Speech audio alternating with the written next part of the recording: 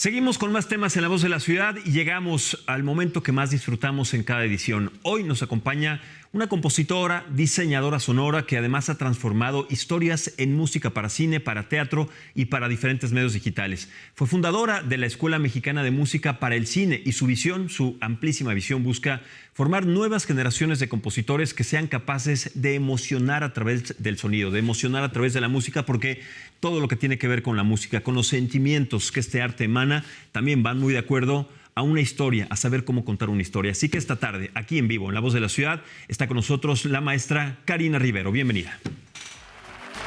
¿Cómo te va, Karina? Max. Igualmente, muchas felicidades y muchas gracias. Hablo de tu trabajo, de tu trayectoria, de la trascendencia que tienes y eres muy joven. ¿En qué momento empezaste a sensibilizarte con la importancia que tiene la música en el cine, en el teatro, en los medios audiovisuales, en la televisión, en cualquier medio en donde podamos contar una historia o escuchar una historia y que venga acompañada de la música? ¿Qué momento fue este descubrimiento para ti en tu vida? Pues fíjate que yo soy bebé de los 90s. Entonces yo nací en los 90s y inconscientemente, cuando yo veía caricaturas, cuando veía películas, cuando me la pasaba toda la tarde viendo la televisión, me gustaba mucho la música el intro de las caricaturas de Cartoon Network, de Nickelodeon, de todo lo que yo veía, del 11, de todo lo que me ponían. Me gustaba mucho, inconscientemente. Conscientemente, yo empecé a tomar clases de piano a los 15 años y dentro del repertorio el profesor nos ponía varias piezas que venían del cine. Dije, oye, no, pues esto me gusta, esto ya me gustaba, creo que viene de aquí, quiero hacer esto, quiero ocupar lo que sé para escribir música que cuente historias y que me hagan sentir algo. Claro, porque la cortinilla de un programa, de una caricatura de las que tú veías, además tengo que decirte que tú creciste en una época de oro de las caricaturas, de la programación infantil, ya ha cambiado un poco, pero en ese momento había historias que contar, había personajes que eran emblemáticos y eran nostálgicos, pero que acompañados de esta música les daba un carácter. Creo que así como la huella digital, la voz, la personalidad de cada uno de nosotros, la música en las historias es la personalidad, digamos, que la manera de contar una historia. No es lo mismo poner una música alegre en una película dramática, en un thriller, etcétera, y viceversa que cualquier otra condición. En este sentido siento, no sé cómo lo veas tú con esta experiencia que tienes, que no ha sido tan visualizado, tan explorado en nuestro país la importancia que tiene la banda sonora. ¿Tú consideras que sí tiene un reflector importante, que tiene una trascendencia importante, que se voltea a ver este medio como se ha volteado a ver a otros, o le hace falta un poco más apoyo y más atribuciones? Yo creo que México es un país que consume mucho cine, consume muchas series, consume mucho contenido audiovisual y por lo tanto estamos muy al tanto de lo que pasa musicalmente. No lo sabemos nombrar porque no es algo que nombramos. Nombramos directores, fotógrafos, actores, actrices. Justo a eso me refiero, exacto. Nombramos como, digamos, a los créditos grandes que salen en la pantalla, pero hay muchísima gente detrás que hacemos cosas. Y sí estamos al tanto de quizás los grandes blockbusters, quizás no de aquí, quizás norteamericanos, como si pensamos en la música de Star Wars o de Jurassic Park o de Volver al Futuro, todas estas grandes franquicias, por supuesto que podemos imaginar la música. Entonces, creo que el mexicano sí tiene consciente lo que es la música para cine, pero no tiene tan arraigado el hecho de que también la podemos hacer aquí y de que estamos en un punto donde México produce. Y México no solo produce cine, produce música. Y tenemos muchísima cultura, muchísimo talento musical, muchísima gente que podemos establecer un puente para que la cultura, la tradición y la cultura musical mexicana se junte con todo este talento y todo este contenido cinematográfico de alta calidad que se está produciendo en el país. Que sí, faltan cosas como distribución y faltan cosas como quizás arraigar más talleres de guión y formalizar más las historias, etcétera.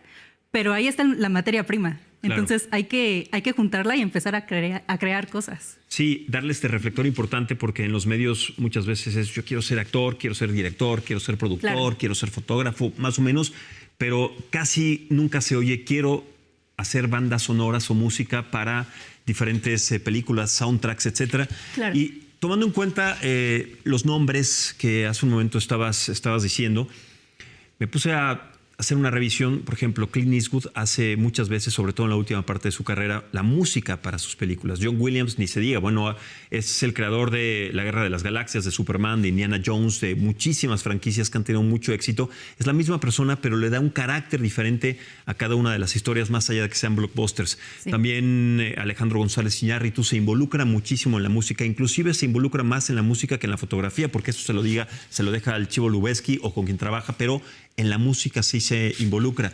Y aquí me pongo a pensar que todos, absolutamente en nuestra vida, Karina, tenemos un soundtrack de vida. Escuchamos canciones que nos hacen recordar un momento de nuestra infancia, tal vez un lugar al que fuimos, que visitamos, que nos deja buenos o malos recuerdos.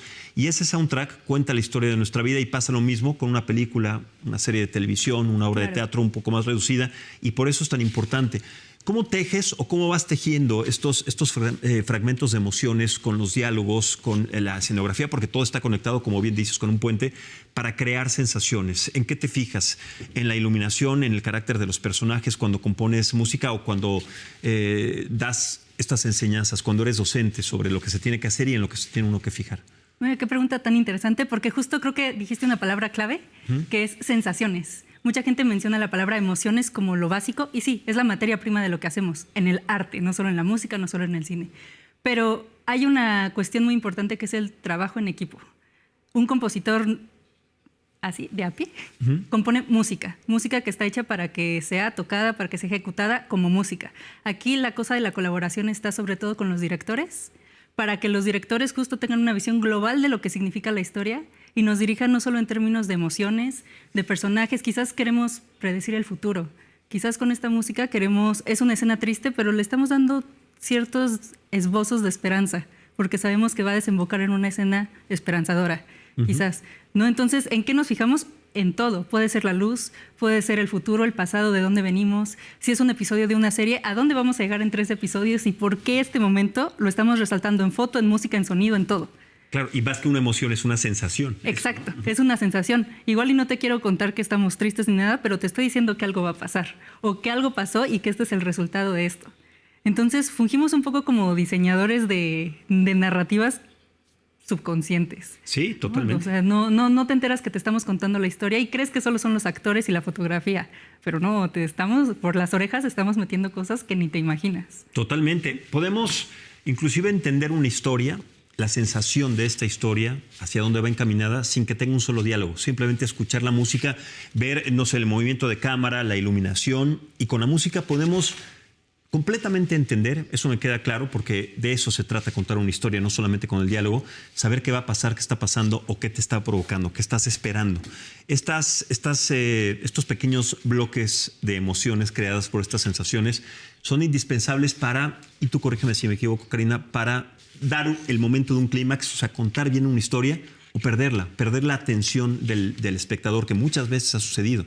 Por eso es tan importante. ¿Cómo empleas las técnicas que tú has conocido, no solamente de manera empírica, de manera normal, sin ir a una escuela, porque has aprendido como de los dos lados, la educación por tu propia cuenta y también en la escuela? Pero ¿cómo transportas estos sentimientos a quienes están a tu cargo, a los alumnos, con quienes trabajas? ¿Cómo transmitir sensaciones cuando no son palabras? Órale, qué increíble pregunta. ¿Cómo transmitirse? Normalmente se cree que con la música lo puedes transmitir, ya, muestras la música y se explica sola. Y si hay un lenguaje universal de entendimiento de sentí algo, aunque no lo puedo explicar. Cuando lo tratamos de explicar más formalmente, te lo juro, utilizamos sonidos. Claro. Sonidos. Si yo te empiezo a cantar suavecito, te hablo así suave, quizás te doy una intención muy diferente. Así yo te empiezo a gritar, y si yo empiezo a hablar mucho más fuerte, o si yo hago movimientos o ademanes mucho más grandes, ¿no? Entonces, cuando explicamos cómo hacer música técnicamente, muchas veces lo explicamos así, con ademanes y con gestos. Grandioso, enorme, pequeño, suave, ¿no? Una textura suave, pequeña, que nos lleve, que nada más nos dé ritmo, o algo muy grande que sea climático, ¿no? Un poco como los directores de orquesta. Y normalmente los compositores que se especializan en cine ya tienen el lenguaje que si es do, re, mi, fa, sol, la, si, que si bemol, que si es un acorde mayor, menor, aumentado, cualquier cosa muchísimo más técnica y específica, ese lenguaje ya lo tienen.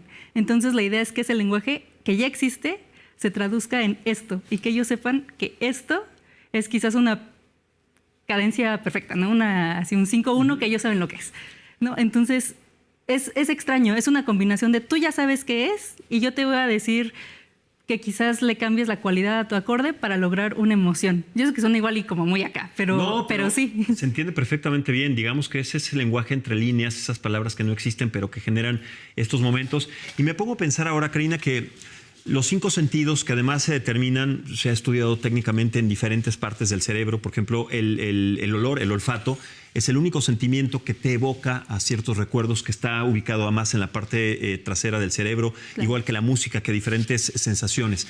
Pero me gustaría que en algún momento alguno hiciera este ejercicio, no es que lo vayan a provocar, pero no sé si te ha pasado que cuando estás en un lugar, pegas muy fuerte, tienes una sensación de olor o de sabor que te va a llevar al recuerdo de eso, y eso también se puede complementar con una parte del sonido. Es decir, si nosotros comparáramos el sonido con sentimientos o con sensaciones como el dolor, como el llanto, como la alegría, sí los podemos encontrar. No es que estén en un acorde, en una guitarra, en un piano, etcétera, los podemos encontrar, y creo que de ahí viene. Te pregunto esto porque me acuerdo de una película que me impactó mucho, más que por las imágenes, por la banda sonora, que se llama 1917, esta película de la Segunda Guerra Mundial, que cuando empiezas a ver las imágenes de cómo están otra vez reconfeccionando los trajes de quienes murieron, los están lavando con toda la sangre de los soldados que murieron, no hay música, hay un sonido que inclusive el director que ganó un Oscar hace como de... y lo repite constantemente, como si agarrara un acordeón, sí, y en lugar de hacerlo hacia adentro lo hiciera hacia afuera y lo desgarrara. Sí. Y eso provocó en mí ese desgarramiento emocional, que es solamente un sonido, que aquí no es un acorde, no es un instrumento, puede provocar. Por eso te quería preguntar lo siguiente: no solo la banda sonora tiene que ver con la música, también con sonidos que usan, claro, con papel, con diferentes elementos, con plástico, con metales, con cosas que hagan o que provoquen una sensación de incomodidad hacia, claro, ciertos momentos de la película, ¿no? ¿Cómo se encuentran estos sonidos? Porque los sonidos todo el tiempo están sucediendo a nuestro alrededor. ¿Cómo se pueden encontrar? A lo mejor yo soy el que está ahora profundizando un poco más. No, sí. Pero ¿cómo se pueden encontrar estos sonidos para transmitir una parte en la imagen o en la película o en el teatro que es indispensable ponerle atención? Porque pasa una historia por muchos contextos, pero cuando se tiene que poner atención, ¿cómo encontrar un sonido ideal para eso? Honestamente, creo que la respuesta es escuchando. Contrario a explorar, es escuchando. Creo que la gente que hacemos esto tenemos las orejas abiertas todo el tiempo. Y todo el tiempo estamos escuchando que la silla acaba de rechinar, ¿no? Que el aire acondicionado está prendido suavecito, ¿no? Y una cosa que tiene la escucha activa es que encuentras sonidos donde menos te lo esperas. Si vas en un taxi, si vas en el metro, si vas en un avión, si vas caminando. Y tener la sensibilidad de guardarlo, ponerle un nombre y decir, esto me hizo sentir así en este momento, lo voy a guardar la sensación porque la voy a utilizar en algún momento. Y se vuelve un arsenal y una librería de sonidos que está acá y está en los brazos, en donde sea que se sienta, está ahí. Y la recuperas cuando sea necesaria. Ese sonido, sí, 1917 es una gran película. Musicalmente, sonoramente, todo, el plano secuencia larguísimo, increíble. Pero es eso, en ese momento los diseñadores sonoros, los compositores, el compositor supo que necesitaba algo y lo sacó de su acervo. Eso ya estaba dentro. Y es cosa de diseñar y de ponerse a trabajar con las herramientas. Creo que, sobre todo, ya que estamos en La Voz de la Ciudad de México tiene algo muy particular, que está cargadísima de todos los sonidos que pueden existir. Lo que todo te imagines, claro. Suena todo el tiempo, lo cual hace que para nosotros sea un lugar riquísimo para escuchar, pero también se convierte en lo que se llama de repente casualmente ruido blanco. Hay tanto que psicoacústicamente empezamos a despejar y empezamos a tratar de enfocar la atención en una o dos cosas que son relevantes por este asunto de que naturalmente es supervivencia. Como una especie de filtro inconsciente que vamos generando. Exactamente, sí, es una ciencia, es un estudio. La psicoacústica es cómo escuchamos, cómo se traduce el sonido físico en nuestro cerebro y cómo lo interpretamos, ¿no? Porque no es lo mismo cómo suena que cómo escuchamos, ¿no? Claro. Esta cosa de que si el árbol cae lo escuchamos es como el principal tema, ¿no?, de la psicoacústica. Entonces, la Ciudad de México tiene eso. ¿Por qué hemos dejado de escuchar? Siento que aquí es por la absoluta e innecesaria e enorme cantidad de sonidos, la poca regulación del ruido como tal, no existe, no tenemos legislación adecuada para eso. Lo poco que existe realmente, ¿quién lo conoce? Nadie. Nadie lo conoce, nadie lo aplica. Entonces se nos va. Tratamos de enfocarnos. Y por otro lado, estamos con estímulos muy específicos, con sonidos muy específicos. Ya nos acostumbramos a cómo suenan las voces en los celulares, cómo suenan las voces en la televisión, y esperamos eso. En vez de tratar de buscar cómo suenan otras cosas, como que ya esperamos ciertas cosas y se nos olvida que hay un mundo de posibilidades que podemos crear y encontrar. Qué interesante, Karina. A mí me explota la cabeza con todo esto que dices, porque me pongo a pensar en estos sonidos que sí, tenemos que filtrar o que filtramos en la ciudad. Es como cuando entramos a un restaurante y las conversaciones de una a otra persona las podemos entender si son en nuestro idioma, etcétera. Pero entras a un restaurante y escuchas un barullo generalizado y no encuentras una sola conversación que pueda tener sentido para ti. Porque se juntan todas y esos sonidos hacen que tal vez inconscientemente nosotros no estemos percibiendo la conversación o no, más allá de que no nos importe, de una u otra persona. Ahora, cuando hay muchos jóvenes que quieren formar parte de esta enseñanza, ¿a dónde pueden acudir? ¿Cuáles son tus contactos? ¿Cuáles son los números también de la escuela o de los lugares en donde tú estás enseñando? Estás enseñando y dirigiendo, ¿verdad, Karina? Sí, así es. Somos 4 socios que fundamos la Escuela Mexicana de Música para Cine, justo con la intención de profesionalizar una actividad que es muy empírica, que mucha gente no sabe ni por dónde empezar. Profesionalizarla, es que es una palabra, o sea, no está profesionalizado. O no está, por eso yo empezaba con esta plática así, no está tan enfocado, no hay tantos reflectores en ese aspecto para que se profesionalice. Exactamente. Y si la gente no lo conoce, mucho menos lo va a considerar como una salida profesional o como un conjunto de conocimientos que se pueden aplicar en algo. Y que puedes vivir de ello. Exactamente. Entonces fundamos la Escuela Mexicana de Música para Cine justo para conjuntar a expertos en el tema, gente que sepa de música, gente que sepa de sonido, de cine, para formar profesionales en la industria, para generar comunidad, conocernos entre todos, los músicos, los cineastas, y empezar a generar arte a partir de ello. Por supuesto, qué bonita comunidad, porque así un director sabe con qué productor, con qué fotógrafo, con qué diseñador de sonido, etcétera. Ahí están los datos para que ustedes los tomen en cuenta. Está el WhatsApp y también está la página oficial que es www.musicaparacine.com. ¿Están en algún contacto? ¿Tienes contactos en Instagram o en alguna otra red social para que se comuniquen contigo, Karina? Sí, también estamos en Instagram. Ahí está, como @EMMCMX. Perfecto. En Facebook, Instagram, en LinkedIn, en YouTube, sí, en también. Todos esos medios, ahí está, todos los medios para que ustedes, que estoy seguro que va a haber muchos interesados, puedan acercarse a Karina, a esta escuela y puedan empezar a desarrollar un talento que tal vez ustedes tienen y que no saben de qué manera encaminarlo. Muchísimas gracias. ¿Qué consejo le puedes dar a alguien que en este momento nos esté escuchando, nos esté viendo y que quiera empezar a trascender y que tal vez no lo haya pensado? ¿Qué consejo para empezar en una carrera si tan poco visibilizada, Karina? Sí, es que es importante. Sí, es importante y creo que es importante buscar. Buscar en internet, buscar en libros, buscar en todos lados, buscar información, porque la información está allá afuera y empezar a escuchar activamente música para cine y pensar musicalmente. Ir por la calle caminando y pensar cómo puedes musicalizar tu caminata. Eso es lo más importante, poder imaginar música en cualquier momento. Me recuerdas a una de las frases que más me gustan y que más sigo de diferentes personajes que han trascendido en la música, en la historia, en mi vida, es Frank Zappa, que decía que el hecho de tener una verdadera vocación implicaba, si tú tenías valor, salirte de la escuela o de la universidad, o no tenías posibilidad de pagarla, meterte en una biblioteca y educarte a ti mismo, porque los libros, la información está para ahí, para todos. Claro. Si tienes la posibilidad de una escuela, aprovéchala. Pero si no, no te quedes en ese lugar, porque como lo dijiste hace un momento, la información está ahí, solamente la tienes que buscar. Y esa es la verdadera vocación, es lo que él decía. Sí, entonces, de acuerdo. Me parece que es muy importante rescatar estas palabras de estos genios que trascendieron durante tantos años en diferentes rubros y que siguen contagiando. Karina, muchísimas gracias, muchas felicidades. Muchas de verdad, gracias, Max. alienta que personas tan jóvenes como tú tengan este interés, esta sensibilidad para seguir transmitiendo estos conocimientos y este arte que más que sea algo cautivo, está empezando a exponenciarse cada vez más. Muchísimas gracias. Muchas gracias. Felicidades y bienvenida. ¿Algún proyecto en el que tú o tus socios o alguien esté a punto de trabajar o haya trabajado últimamente? Pues todos estamos trabajando en diferentes proyectos, ya sea independientes o comerciales. ¿Cuál cortometrajes, comerciales, cine independiente, teatro también. Sí, andamos por todos lados. Entonces supongo que más bien pueden seguirnos a partir de las redes sociales de la escuela, encontrar a la planta docente y seguir todos los proyectos que hacemos, porque son bastantes. Muchísimos, más de los que se imaginan. Gracias nuevamente, Karina. Ahí está toda la información que, como siempre, nosotros buscamos y con los expertos para que tengan diferentes alternativas y puedan buscar su vocación, la puedan encontrar y además se puedan dedicar de lleno en eso. Gracias nuevamente, buenas tardes. Nos vemos mañana a las 6 en otra edición de La Voz de la Ciudad. Soy Max Espejel. Pasen buena tarde y les recuerdo siempre, lo imperfecto también es hermoso. Hasta la próxima.